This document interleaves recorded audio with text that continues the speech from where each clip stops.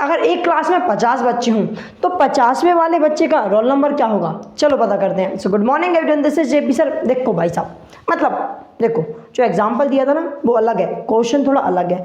पहले पढ़ लेते हैं क्वेश्चन क्या बोला जा रहा है। In an AP consist of 50 terms in which third term is 12 and the last term is 106, find the 29th term. देखो देखो देखो देखो देखो, फिर से वापस हम एग्जाम्पल लेते हैं। मैंने बोला एक क्लास में 50 बच्चे हैं, एक क्लास में 50 बच्चे हैं। पहले बच्चे को मैंने उसका रोल नंबर दिया 1, दूसरे बच्चे को दिया 2, तीसरे बच्चे को दिया मैंने 3 रोल नंबर, चौथे वाले बच्चे को दिया 4 रोल नंबर, 4 रोल नंबर।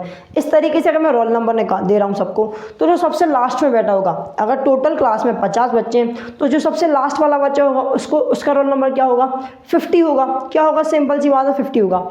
अगर एक क्लास में 50 बच्चे हैं, हर बच्चे को मैं इस तरीके से रोल नंबर दे रहा हूँ, तो लास्ट वाले बच्चे का रोल नंबर क्या होगा, 50 होगा। क्या बात क्लियर? ठीक है, अब जरा क्वेश्चन को वापस से समझो। An AP consist of 50 terms, मतलब एक एपी में 50 टर्म्स है, उसकी थर्ड टर्म 12 है, थर्ड टर्म 12 है और उसकी लास्ट टर्म 106 है। लास्ट टर्म मतलब आखिरी टर्म 106 है। हमसे बोला गया 29th टर्म निकालो। बस वर्ड्स की हेरा फेरी और कुछ नहीं है। ठीक है, क्या दिया गया है, क्या दिया गया भाई साहब, A3, मतलब थर्ड टर्म कितनी है, 12 है। अरे हाँ ना बोल यार, बिल्कुल सही बात। लास्ट टर्म 106 है, लास्ट टर्म 106 है और टोटल टर्म 50 है, टोटल टर्म 50 है। तो मैं ये भी तो बोल सकता हूँ कि ये जो 106 है, जो 106 है वो कौन से पोजीशन पे होगा, वो 50वें पोजीशन पे होगा। अरे हाँ ना बोल यार, जब लास्ट टर्म ही 50, जब लास्ट टर्म ही 106 है और टोटल टर्म्स कितने हैं, टोटल टर्म्स 50 हैं। बिल्कुल सही बात है। तो भाई साहब इस टर्म की पोजीशन क्या होगी, 50वीं होगी। मतलब भाई साहब A50 की वैल्यू कितनी है, 106। अरे हाँ ना बोल यार, क्या कॉन्सेप्ट क्लियर हुआ? ठीक। और हमसे पूछा क्या गया, A29, मतलब 29th टर्म पूछ गई, तो निकालो। जरा ध्यान से देखो, एक फॉर्मूला होता है an बराबर a + n - 1 × d। जो अभी तक क्वेश्चन करते हुए आ रहे हैं वही के वही हैं। एक मिनट, अभी तक क्वेश्चन कहाँ पे करें? अभी नालायकों पूरी की पूरी प्लेलिस्ट बना के रखिए, जाके देख लो फटाफट से। सारे क्वेश्चन कराते आ रहा हूँ सीरीज वाइज। ठीक है, चलो ध्यान से देखो। तो देखो ये फॉर्मूला क्या होता है, जनरल टर्म निकालने का फॉर्मूला होता है। अगर मुझसे बोला गया A3 की वैल्यू कितनी है, 12 है, तो मैं देखो A3 की वैल्यू क्या बोली गई है, 12 है। हाँ जी, तो ज़रा सोचो A3 को मैं क्या लिख सकता हूँ, A + 3 - 1 × d। अरे हाँ ना बोल यार, किसके इक्वल दिया गया है, 12 के इक्वल दिया गया है। बिल्कुल ठीक है भाई साहब। देखो ये क्या किया मैंने, इसको ओपन करके लिख दिया और कुछ नहीं किया, इसके जनरल फॉर्म में मैंने कन्वर्ट कर दिया। ठीक है, अब जरा यहाँ से इक्वेशन बनाने की कोशिश करो। सो A + 3 - 1 कितना हो जाएगा, 2 × d हो जाएगा, 2d = 12। अरे हाँ ना बोल यार, बिल्कुल ठीक। ये हो गई हमारी इक्वेशन फर्स्ट। इसी तरीके से हमारा क्या दिया है, A50 = 106। ठीक है, तो A50 मतलब क्या, A + 50 - 1 × d = 106। -1 करोगे कितना मिलेगा, 49 × d, मतलब 49d = 106। इसे बोल दो इक्वेशन सेकंड।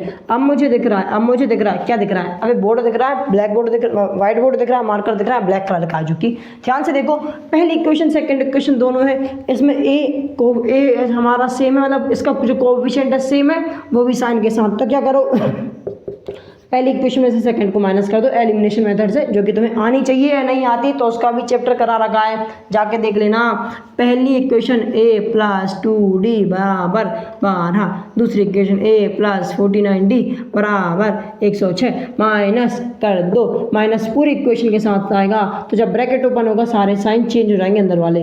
जो A+ का था वो माइनस का हो गया, 49 भी माइनस का, ये भी माइनस का, प्लस का, ये माइनस के को मार देगा। ठीक है, 49d में से जब 2d माइनस होगा तो कितना बचेगा, 47d, वो भी माइनस का, बराबर।